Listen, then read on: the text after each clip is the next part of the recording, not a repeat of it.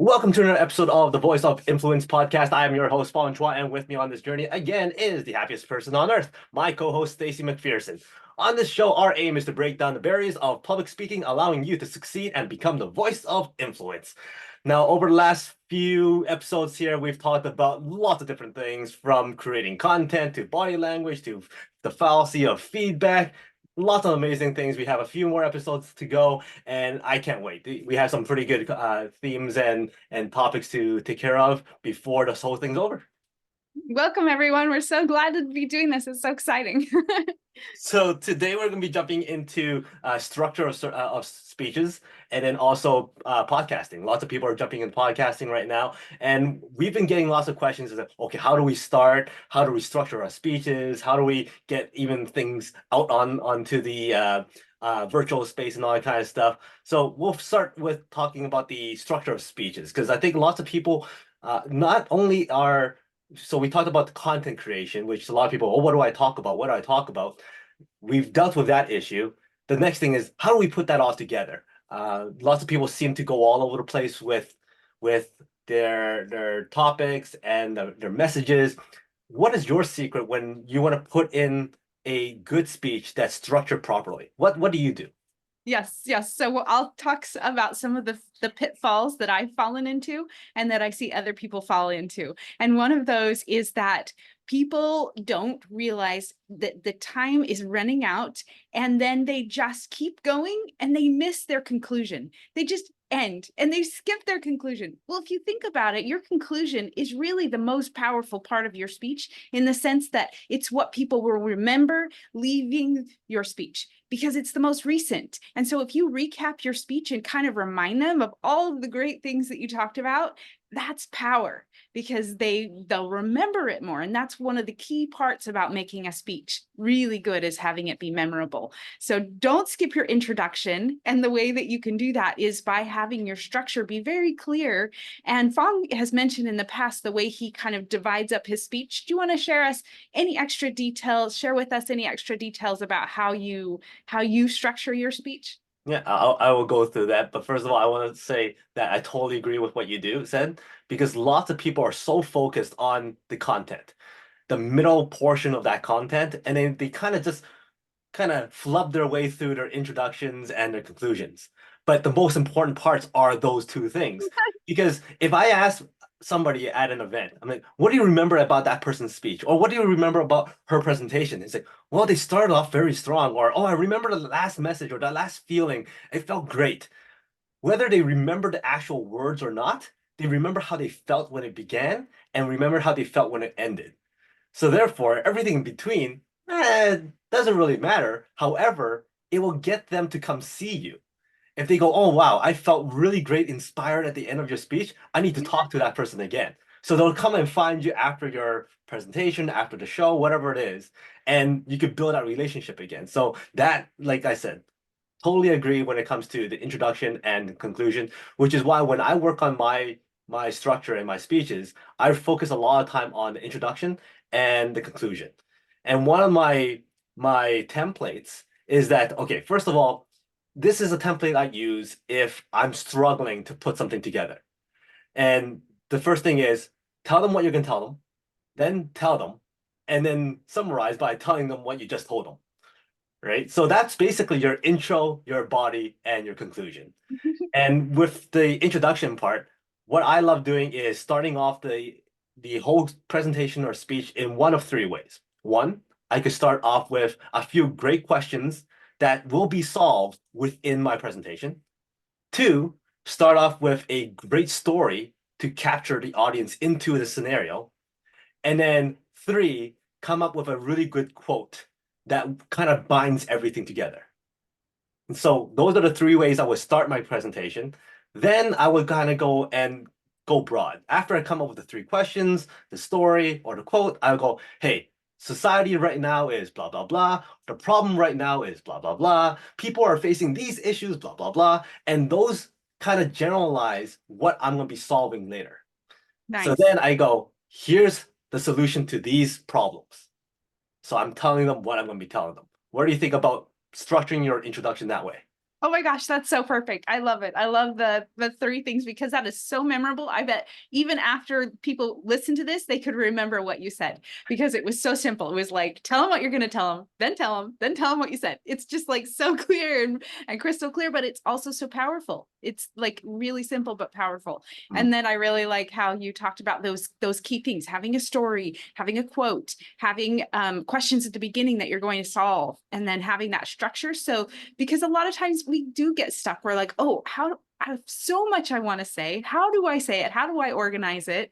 And so if people just could write those things down and keep that in their file for the next speech they give, it really gets you out of that kind of writer's block or artist's block where you're like, I don't know how to say it. You know, I have so much to say. How do I say it?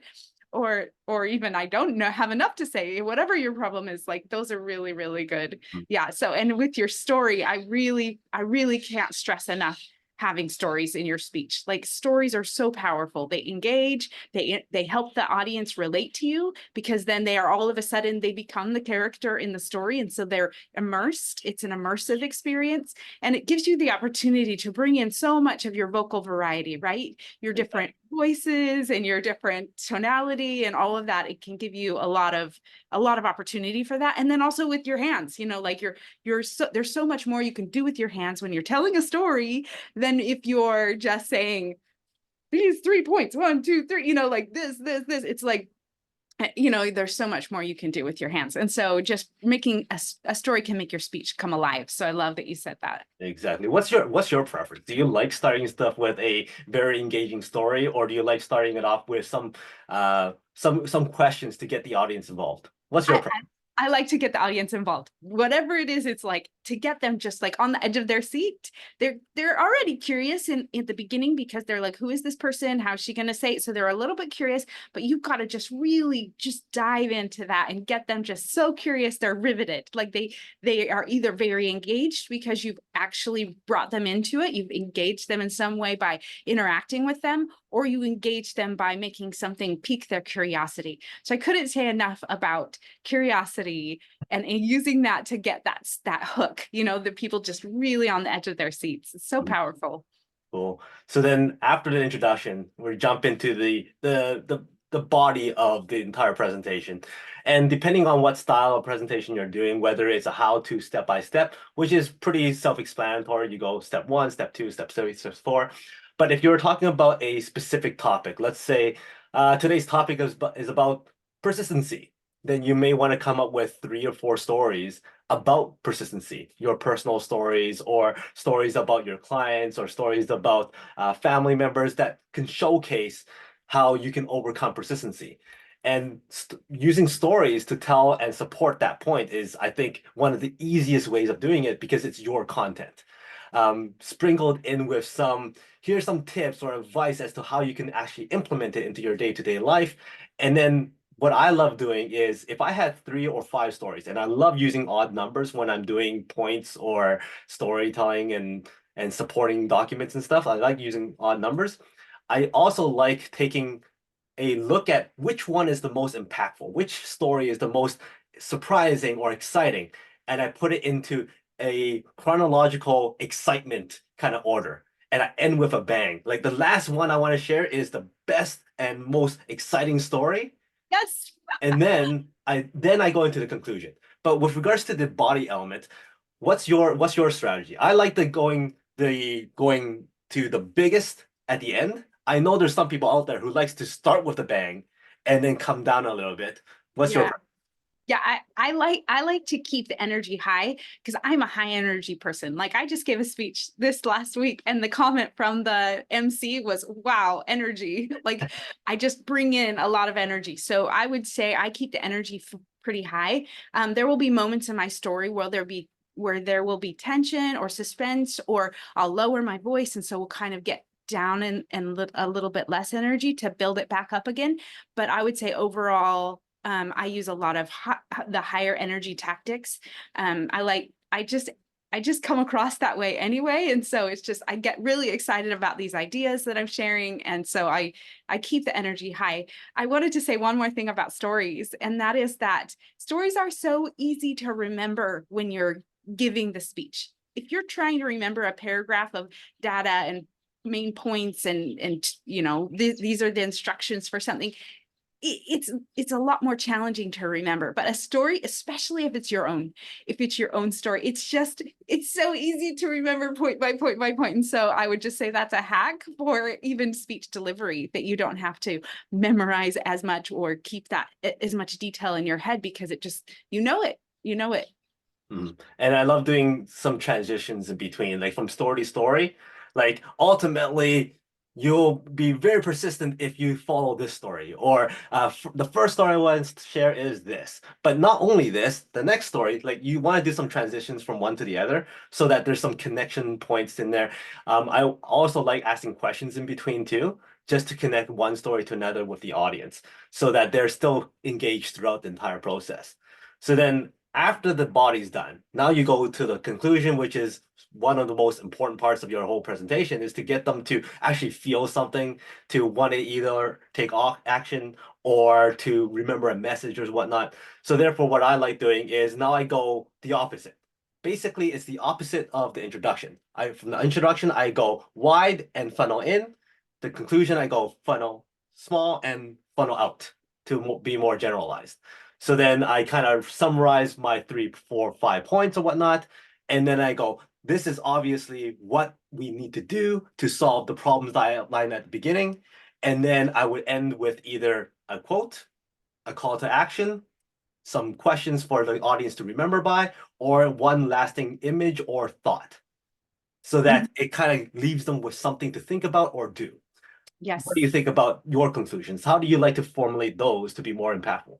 I love how you talked about having that call to action. Like, seriously, if you're going to have the most impact, it's have something simple, something they are capable of doing right now that they could do as an action step to implement what you just taught. Like, it's so powerful because we can just listen all day and have it come kind of in one ear and out the other. And it's just like, not as impactful. But if there's something that they're like, oh, that's the thing I want to do, and then they do it, that just links their actions to your speech, and then it's much more memorable. So I love how you brought in the call to action, and then also like a photo, a symbol, or something that's very memorable. I love that. So those are things that I do too. And I think that with the conclusion, it's really just kind of getting them to refresh their memory. Even if it's just a 5-minute speech, believe it or not, you still need to refresh their memory, because they will have kind of, their mind may have wandered a bit, or they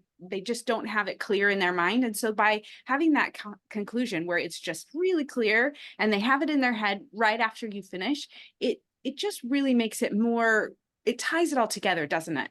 Exactly, for sure. Like when you tie things together, it gets people to really, oh, the stuff they said at the beginning still is relevant to what is being talked Yes, about right now. yes. So I personally like how, especially stories or presentations, where all of a sudden the last moment of that speech is tied up with the very first moment of that presentation. And that's why people go, oh, I remember their intro and I remember the conclusion because of that tying together. Nice, nice. I love it. That's Now, awesome. for you, what do you do with regards to structuring the time? So, for instance, if you were given a 7-minute presentation slot or a 15-minute slot, how do you like to break that up for your conclusion, your body?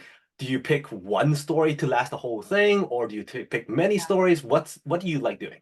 Yeah, usually many stories. I like it. People's attention span is getting shorter and shorter. Like, people, it used to be that we could read a whole National Geographic article with only 1 or 2 pictures. Now, National Geographic is all pictures, and there's just a very small amount of text. Same with museums. And if you look at our social media, we used to have, blogs and things like that. And now it's kind of more of the videography, like catch your attention. And then we go to TikTok, that's just like a few seconds, and then reels that are just a second. And so, like, we think about our attention span as consumers of information, we're getting used to these shorter and shorter increments. So I would say make things shorter, have the story be powerful and impactful, but have it be not as long. So several stories to drive home a point might be more it might be easier to keep the audience's attention. So I would do that. And then also with just kind of making it be have it. So we talked about transitions, and transitions are really important. And what they do is they help the whole thing make sense. So that's what you want to think about when you're giving your speech, because some people are like, this story tells the message and this one tells the message, and people will just make the connection in their mind. But you really need to connect things for them. You need to give them the opportunity to make the connection on their own, so that provides some of that curiosity and suspense, like why is she telling this story? But then you need to connect it and have those transitions and make it make sense for them, because otherwise it will feel kind of disjointed and be like confusing. So those are some things I would say about that. Awesome. For me, I found that sometimes, like I'm sure lots of people out there, when they do presentations and they do seminars or conferences, they would like to be able to stand out from other people. So you may want to consider, okay, if there's going to be 5, 10, 15 speakers out there, all one after another, and you kind of get a grasp that everybody's going to be doing, well, here's point number one, here's point number two, here's point number three, Yes. you might want to go and do something different and do, here's a full story.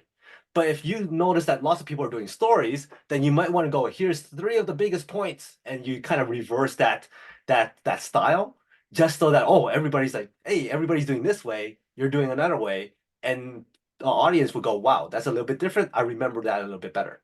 Yeah. So sometimes you may want to see what's being presented before you go one way or another. And that's why you may want to have either a whole bunch of stories ready, or you may have one story that you could tell for a longer period of time ready, so that you kind mix and match as you need it. Yeah. Yeah, I love that. I love that. I wanted to also say something about being memorable. We want to be memorable for something we want them to remember us by. We don't want to just be memorable, because you can be memorable, but in a bad way. You know what I mean? Like, you can come across as not the way you're intending, and it doesn't support your message. So just being memorable isn't like an end all be all. If they remember you, that's what you want. You actually want to be remembered for something that supports your message, and remembered in such a way that builds your credibility. So that's just an added little tip. Exactly. Now, for people out there who are left-minded and would like more of a formula for the structure, so for instance, let's say you have a 7-minute speech. I generally like to spend maybe a minute or maybe a minute and a half on the introduction, a minute, minute and a half in the conclusion, and then the rest I would just divvy up evenly into 3 paragraphs or 3 body segments. So if you have a story, usually that story is about 2 minutes long. And if it's more than 2 minutes, then you may or may not want to have 3 stories, because then now you're just you're rushing through your 3 stories.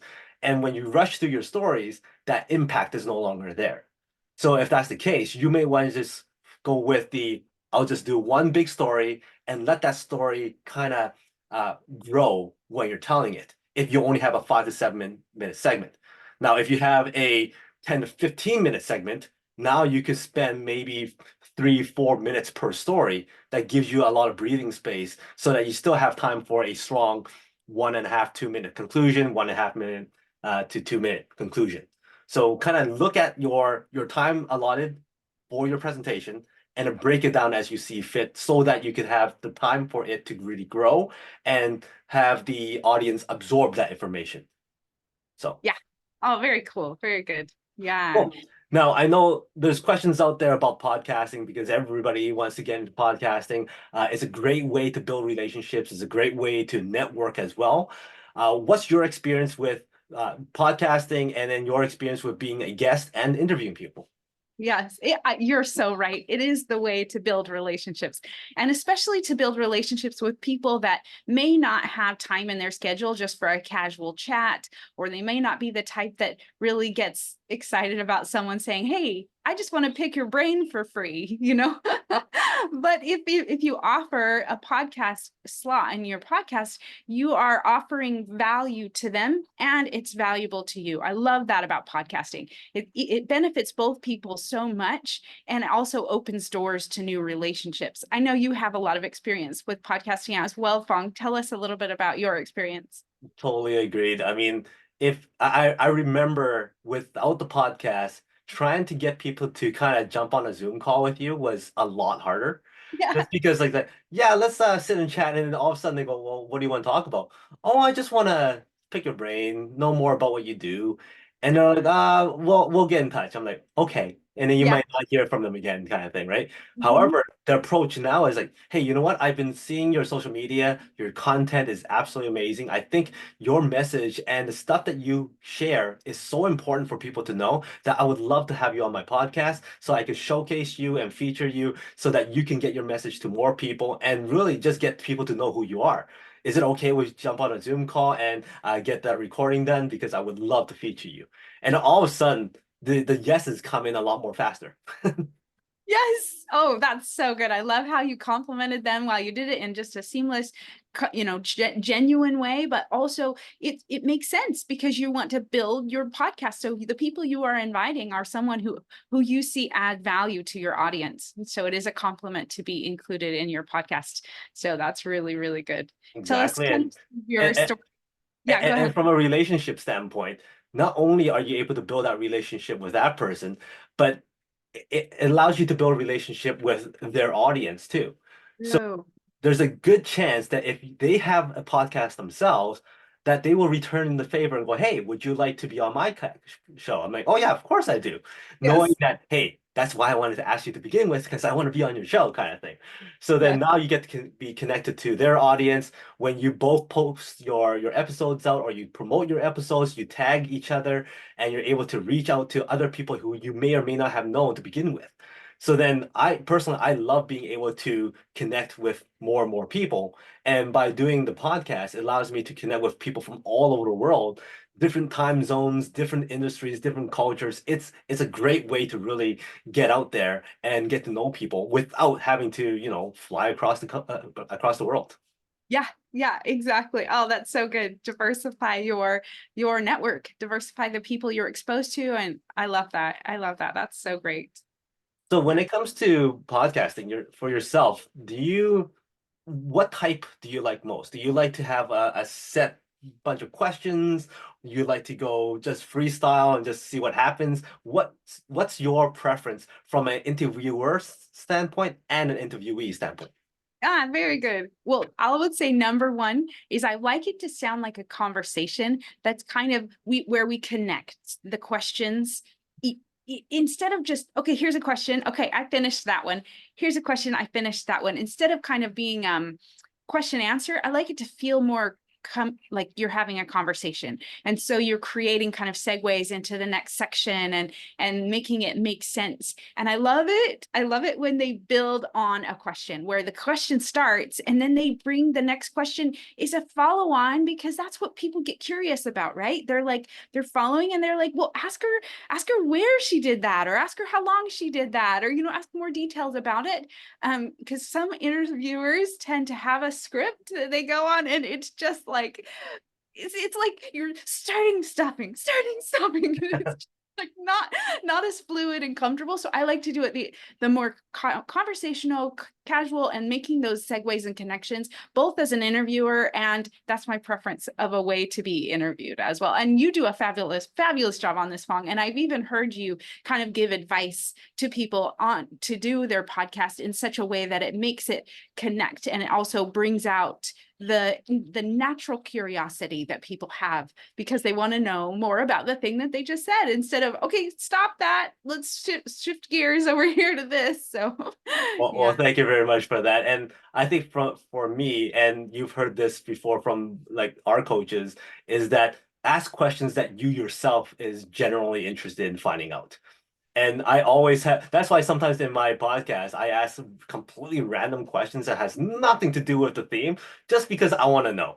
Like, for instance, I know I had some interviews with UFC fighters and Olympic champions, and I go, how does it feel to have the whole country cheering you on? Like, I personally want to know what that feels like. Or what does it feel like to be punched in the face? And do you rather get punched in the face or go bankrupt? He goes, oh, punched in the face all the time. Depending on what their experiences was, right? So it's interesting to ask those types of questions to go off script once in a while, just to change things up. For myself, I don't have a set bunch of questions. However, I know what type of questions I would like to find out. just on the theme of what my show is. So based on their first answer, and my question is usually, hey, how did you get to where you are today? From there, I could branch off to so many different questions that would still fit within the theme. Now, if I am like really, really struggling with regards to what kind of question I can come up with next, I have like a go-to 3 or 4 questions that I can always bring up, but always have a good transition from their last answer towards that question. So it doesn't seem like I'm not listening to them at all, kind of thing, right? You would like to rephrase some of those answers to give it more of a conversational piece so that they feel that they were heard.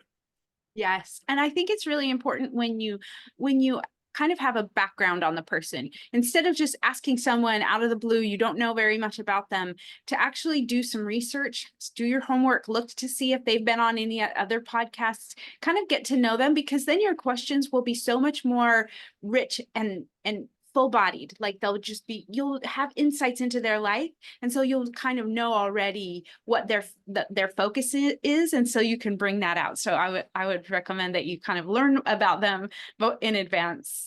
Yeah, before And the I think the easiest way to show that you've done a little bit of research and a little bit of background is pronouncing that person's name right. yes. Especially if they have a name that's like very difficult usually, and you spent the time finding out how to say it, they usually catch on right away and go, "Wow, you did your homework." I'm like, "Yes, I did."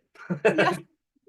Yes, if I have any doubt at all, I would, and if I can't find them on other sources, I will actually message them on Facebook and say, hey, do you mind doing a quick voice message, audio message on the chat, and just say your name? And it's like, some people are like, yeah, I really appreciate that, because then you get the nuance of it, the intonation of it, not just the way that you would say my name, but the way I would say my name. So I love, I love doing that.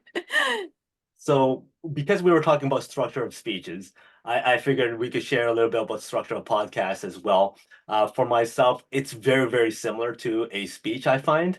I have a very, very strong introduction. I try to give, and we talked about power introductions a couple of episodes ago, making the person feel like a rock star when they get Yes. introduced into your show, so that they go, wow, I'm excited, I'm ready to go, let's do this kind of thing. And when I do my introductions, I love seeing their face light up because they don't expect that. I've seen previous episodes of other interviews that they've done and all that kind of stuff, and sometimes the introductions are so lackluster, so energyless that they're like, "Hi, yes, I'm here. Thanks for having me." But when I finish mine, it's like, "Wow, yeah, let's get going, let's have fun and all that kind of stuff." So the introduction is very, very important. All the questions in between, obviously, you would like to ask questions that are one important to you or something that you're curious about, and allowing them to showcase what they are good at and what their credibility is. And then finally, I love concluding with some random questions just for fun to lighten up the mood, get them out of that serious mode if they were in that serious mode, and make them laugh. So I love the impromptu stuff which we talked about before, improv stuff, so that at the end of the day, they go, wow, what a great feeling. They had fun. They're all smiles. And they'll go, wow, that was a great experience. Thank you very much. And they'll either refer me to somebody else to get interviewed or to be on their show or to be on their shows too. So it that's how I like to structure mine. For you, how do you like to see interviews done, or how do you like to see a podcast done so that you're engaged into it? Yes, I think it's powerful to kind of know your audience as well, because if you just kind of go about it in a way that might not be like answering the questions the audience has. So think about the audience and actually reference the audience. Sometimes it can be awkward because you're talking to each other, but there's a whole audience out there. And so if you mention the audience and bring them in and say, I'm sure our audience thinks this, or, and I love how you started this and talked about the questions that we've been getting, because you and I have been creating this course and we've been letting people know about it. And the people have questions that they're coming to us for. And so to mention, these are the questions people have. We're bringing the audience in. And so I think that's a powerful way to make it be impactful, not just for each other, because we focus quite a bit on each other, right? The relationship and so forth. And we mentioned the audience, but to really think about the audience in advance and be like, what do they care about? What are they interested in? And who is this audience in the first place, because sometimes people will invite you to be on their podcast and it's all about business and entrepreneurs, and they'll come in and they won't have stories or analogies that relate to the audience. Or maybe it's the opposite. Maybe their audience is a bunch of homeschool parents, and so then they bring in all these business examples and they're just kind of falling flat. So kind of know the audience, know what their questions or their problems that they want solved, and just kind of know a little bit about that. Exactly. And for people out there who are, let's say, an introvert, podcasting, one, is the easiest way to jump out of your comfort zone because half the time you ask a question and you sit there and go, mm-hmm, uh-huh, Yeah. interesting. So then you actually don't have to speak that much. Oh, totally. Yes, it's true. It's true. I And do. once you get more comfortable, then you can start adding more stuff into it. You can ask more engaging questions, but it's the easiest way to break out of that comfort zone of being an introvert and going out there and asking questions. Yes, I have a question for you. So what advice would you give someone who wants to start a podcast, but they're feeling overwhelmed? What are some ways that you could help them reframe it or see it as something that they should do? Well, for people, like I said, if you're a person who wants to go out there and connect with people, build relationships, get out of that shyness that you always say is detrimental to your success or you getting promotions and all that kind of stuff, start a podcast. And whether it's and interviewing people would be the easiest way of doing it because you spend half the time sitting there listening to them talk and rephrasing what they said. So you don't actually have to come up with content, right? Because most of the time you're so afraid of what you're going to say. But in this case, you just pitch them a question and your interviewee will actually give you the content. Nice. So it's the easiest way to do it. The second thing is to find somebody who you already are familiar with so that you are comfortable just having conversation with them. Now, does it have to be an hour long? No, it could be 15 minutes if you like. It could be That's 20, it true. could be 30, 45, whatever timeline you want. And eventually, once you get more and more comfortable, you might go longer. You might go an hour, you might go 2 hours, depending on how engaging and how willing that person is willing to share information and stories with you. And you will find that the more they're willing to share is the more comfortable they are and the more comfortable you are. Mhm. So that's what I would recommend. If people are still kind of going, I don't know if I want to do this. Well, the thing is, number one, if you are a person who wants to break out of that shell and connect with more people, build relationships, add value, and be able to become a better speaker, start that podcast.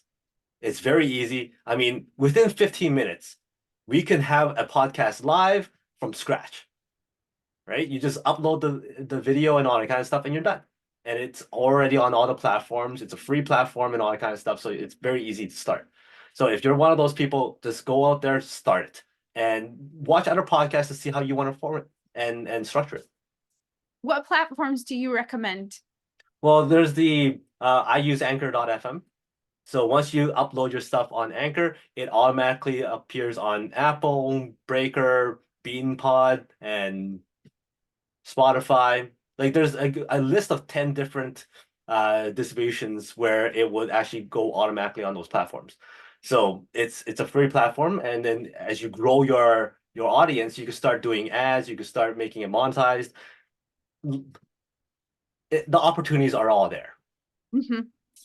That's really good. I have a question from an interviewee standpoint. What do you do if someone's interviewing you and then they do a kind of a summary and they summarize it in their own words and they get a key point wrong or like, yeah, wrong. What do you do? Depends on how wrong it is. If it's really, really wrong, I might go, well, thank you very much, but and just kind of rephrase it Yeah. or kind of repeat it so that it's corrected. But if Okay. it's very minor stuff, I usually just let it go. Let it go. Because it's important to keep that feeling of connection with your interview, the the two people. Like that's important that you don't be like, you did that wrong. Because not only are they trying to like the host's job is to make you feel like a star, but as the interviewee, you don't want to be disrespectful to your host. So Right. therefore, any chance of making them shine, you should be able to do so, or you should do so. And calling them out on a mistake, probably is not the best. Yeah. However, if it's something like your name or something minor that you could make fun of, and Yeah. you know that the interviewer is a person who could take a joke and have fun with it, then you could probably just have fun with it. I And love that. That's then great it's advice. okay. But if somebody you don't really know very well and this is the first time and you know they're very what do you call it? Systemized and serious and all that kind of stuff, you may not want to joke around with it, right? So you just might want to let it go. Yeah. Okay, that's really good. Yeah, because it's something that can happen. So, Totally. yeah. So yeah, that's podcasting in a nutshell, I think. And I think for people who wants to get started with regards to structuring speeches, structuring your podcast, getting guests, I think that's a great way to start for people. Just go out there and start doing it, and you'll find that you're gonna open so many more doors, open so many more relationships, and you'll get to a lot farther along than you ever could have imagined. So I highly, highly recommend it. Awesome. Awesome. Great. So that wraps up our episode for today. We talked about the structure, we talked about podcasting. I think our final episode is next in a couple of days, and we're going to talk about the getting paid engagements for speaking, and of course, accountability when it comes to speaking as well. So stay tuned for that. Yep, stay tuned. Awesome. So remember again, when you speak with confidence, you have the voice of influence. We'll see you later.